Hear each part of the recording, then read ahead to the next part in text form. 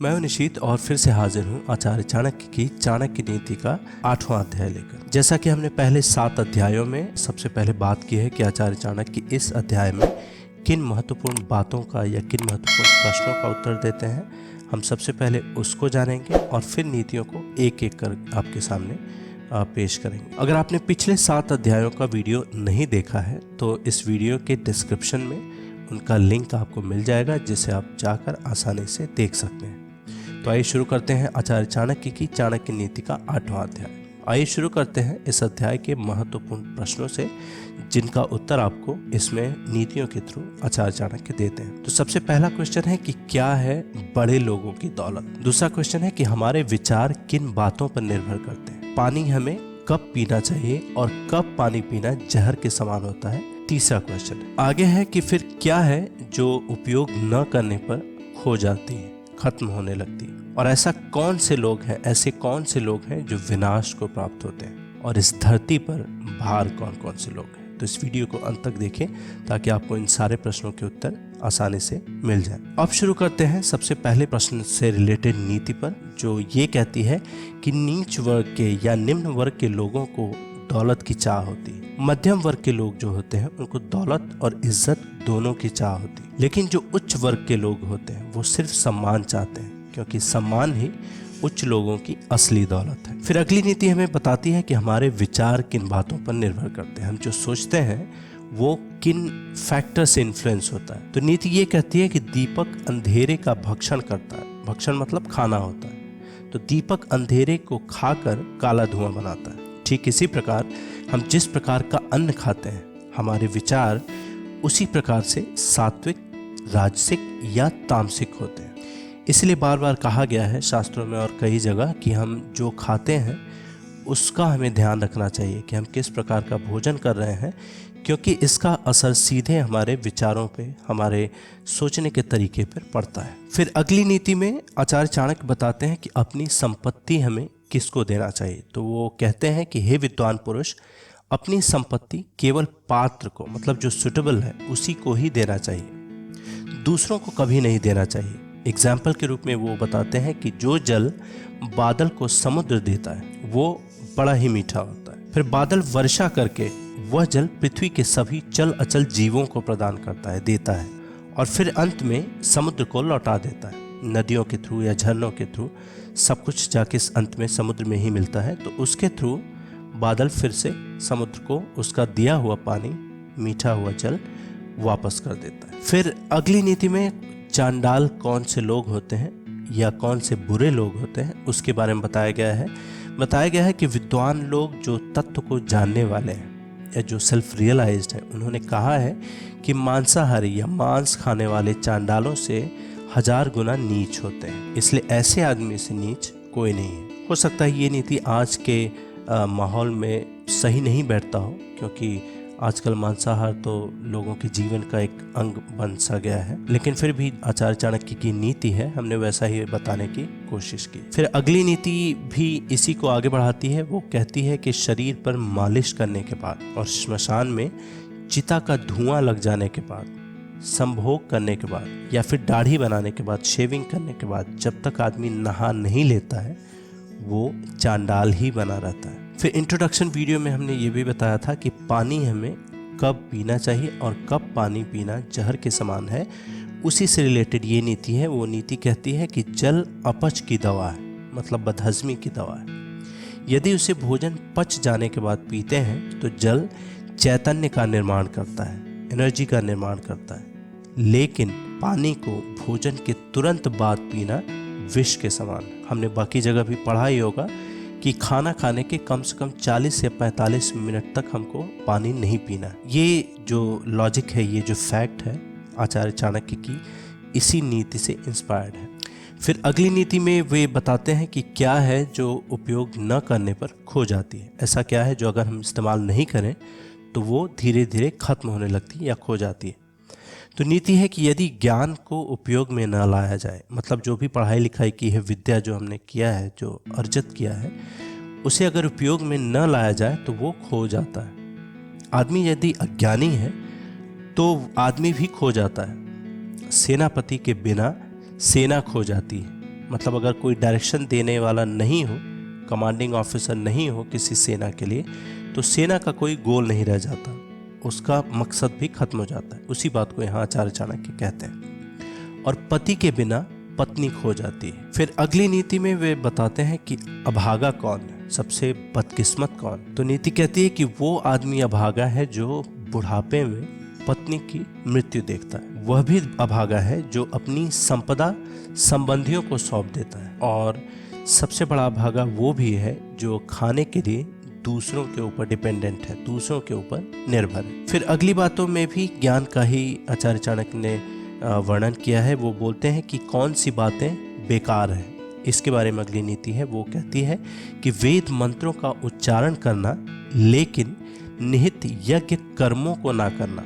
मतलब अगर किसी मंत्र से जुड़ा हुआ कुछ कर्म है, जैसे हवन करना है या उससे रिलेटेड और भी कुछ एक्टिविटीज़ है, उसको अगर हम नहीं कर रहे हैं, सिर्फ मंत्र का ही उच्चारण किए जा रहे हैं, तो वो यूजलेस है, उसका कोई इम्पैक्ट नहीं है, वो करना ही व्यर्थ है। फिर आगे बोलते हैं कि यज्ञ करना लेकिन बाद में लोगों को दान देकर तृप्त ना करना। यज्ञ तो हमने कर लिया, लेकिन बाद में अगर हम किसी को दान नहीं देते हैं तो यज्ञ का फल भी हमको नहीं मिलता। पूर्णता तो भक्ति से ही आती है, भक्ति ही सभी सफलताओं का मूल है। फिर मन के बारे में भी आचार्य चाणक्य अगली नीति में बताते हैं। वो कहते हैं कि एक संयमित मन के समान कोई तप नहीं है। संयमित मतलब होता है बैलेंस्ड। एक संयमित मन के समान कोई तप नहीं है। संतोष के समान, सेटिस्फैक्शन या कंटेंटमेंट के समान कोई सुख नहीं है। लोभ के समान कोई रोग नहीं है। अगर आप ग्रीडी हैं, लालची हैं, तो उसके समान कोई रोग नहीं है। और फिर दया के समान कोई गुण नहीं है। आजकल के युग में एंग्जाइटी और गुस्से का बहुत जिक्र किया जाता है, क्रोध का बहुत जिक्र किया जाता है। हर जगह अगर हम पढ़ते हैं, योगा करते हैं या और भी कोई एक्टिविटी हम करते हैं सेल्फ डेवलपमेंट के लिए, तो उसमें क्रोध को, एंगर को एक बहुत बड़ा फैक्टर माना गया है। तो उस पर आचार्य चाणक्य की अगली नीति है। वो कहती है कि क्रोध साक्षात यम है। यम मतलब यमराज को यहाँ बोला गया है। क्रोध साक्षात यम है। तृष्णा नरक की ओर ले जाने वाली वैतरणी। ज्ञान जो है वो कामधेनु है और संतोष ही नंदनवन है। तो इसमें विभिन्न आयामों को आचार्य चाणक्य ने एड्रेस किया है।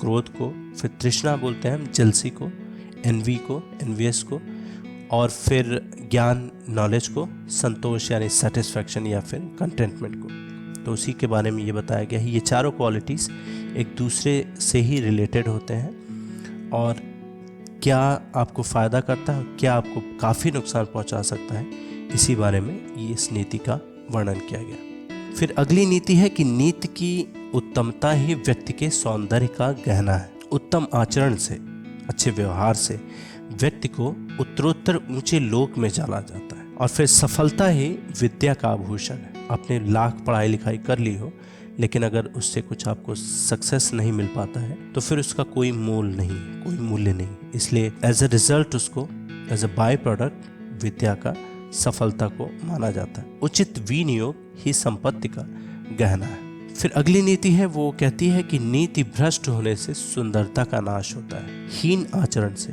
हीन आचरण मतलब बैड कंडक्ट से, हीन आचरण से अच्छे कुल का नाश होता है। पूर्णता न आने से विद्या का नाश होता है। यहाँ पूर्णता का मतलब है कि अगर आप कुछ प्रैक्टिस करते हैं और उसको बीच में ही छोड़ देते हैं तो फिर आपकी विद्या नष्ट होने लगती है। और उचित विनियोग के बिना धन का नाश होने लगता है। विनियोग है दान का या उसका सही उपयोग का।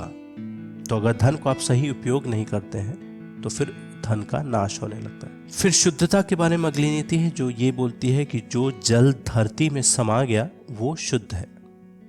परिवार को समर्पित पत्नी शुद्ध है। लोगों का कल्याण करने वाला राजा शुद्ध है और वह ब्राह्मण शुद्ध है जो संतुष्ट है। फिर इंट्रोडक्शन में जिस हाईलाइट की हमने बात की थी कि कौन से लोग विनाश को प्राप्त होते हैं, उससे रिलेटेड अगली नीति है जो ये कहती है कि असंतुष्ट ब्राह्मण, संतुष्ट राजा, लज्जा रखने वाली वेश्या, कठोर आचरण करने वाली गृहिणी, ये सभी लोग विनाश को प्राप्त होते हैं। फिर बुद्धिमत्ता से ही रिलेटेड अगली नीति है जो बताती है कि क्या करना ऊंचे कुल का यदि बुद्धिमत्ता ही न हो। एक नीच कुल में उत्पन्न होने वाले विद्वान व्यक्ति का सम्मान देवता भी करते हैं। यहाँ जैसा कि हमने पहले 7 चैप्टर्स में देखा था, आचार्य चाणक्य ज्ञान को, बुद्धिमत्ता को, विजडम को काफ़ी अप्रिशिएट करते हैं और काफ़ी बार उसका जिक्र करते हैं। इस नीति में भी उनका यही कहना है कि यदि हम भले ही हम कितने ही ऊंचे कुल के हों, लेकिन अगर विद्वान नहीं है या बुद्धिमान नहीं है तो फिर उसका कोई फ़ायदा नहीं है। वहीं अगर कोई नीच कुल में भी उत्पन्न हुआ हो, पैदा हुआ हो, लेकिन वो अगर बुद्धिमान है, ज्ञानी है, तो उसका सम्मान देवता भी करते हैं। फिर अगली नीति में भी विद्या या ज्ञान का ही महत्व बताया गया है। फिर नीति कहती है कि विद्वान व्यक्ति लोगों से सम्मान पाता है। विद्वान उसकी विद्वता के लिए, ज्ञान के लिए हर जगह सम्मान पाता है। यह बिल्कुल सच है कि विद्या हर जगह सम्मानित है। फिर ज्ञान के नुकसान क्या क्या है? अगर आप विद्याहीन है, ज्ञान रहित है, तो उसमें नुकसान क्या क्या है उसके बारे में बताया गया है कि जो लोग दिखने में भले ही सुंदर हो, जवान हो, अच्छे कुल में पैदा हुए हों, वो बेकार हैं यदि उनके पास विद्या नहीं है, ज्ञान नहीं है। वो तो पलाश के उन फूलों के समान हैं जो दिखते तो बहुत अच्छे हैं, लेकिन उनमें कोई खुशबू नहीं होती, उनमें महक बिल्कुल नहीं होता। फिर इंट्रोडक्शन में बताए गए उस क्वेश्चन का आंसर इस नीति में मिलता है, जो क्वेश्चन है कि इस धरती पर भार कौन से है। तो नीति कहती है कि ये धरती उन लोगों के लिए भार से दबी जा रही है जो मांस खाते हैं, मदिरा पान करते हैं, बेवकूफ़ हैं। वे सब तो आदमी होते हुए भी पशु ही हैं। फिर इस चैप्टर की आखिरी नीति है, वो यज्ञ के समान है। उसमें बताया गया है कि उस यज्ञ के समान कोई शत्रु नहीं जिसके उपरांत लोगों को बड़े पैमाने पर भोजन ना कराया जाए। ऐसा यज्ञ राज्यों को खत्म कर देता है। यदि पुरोहित यज्ञ में ठीक से उच्चारण ना करें, मंत्रों का उच्चारण यहाँ कहने का मतलब है ना करें, तो यज्ञ उसे खत्म कर देता है। और यदि यजमान लोगों को दान एवं भेंट वस्तु या उपहार या गिफ्ट ना दे तो वह भी यज्ञ द्वारा खत्म हो जाता है। ये थी आचार्य चाणक्य की नीतियाँ अध्याय 8 से। ये वीडियो आपको कैसा लगा हमें ज़रूर बताएं। आपके कमेंट्स, आपकी टिप्पणियाँ हमारा उत्साह बढ़ाती है, तो कमेंट्स और अपनी प्रतिक्रियाएं हमें ज़रूर दें। अगर आपको कोई क्वेश्चन है इन नीतियों से रिलेटेड, चाहे इस चैप्टर या फिर बाकी 7 अध्यायों से, तो वो भी हमें आप लिख के पूछ सकते हैं कमेंट्स के माध्यम से। और अगर ये वीडियो आपको पसंद आया हो तो इसे लाइक करें, शेयर करें, ताकि हम और भी इस तरह की वीडियोस को आपके सामने ला सकें। बहुत बहुत धन्यवाद।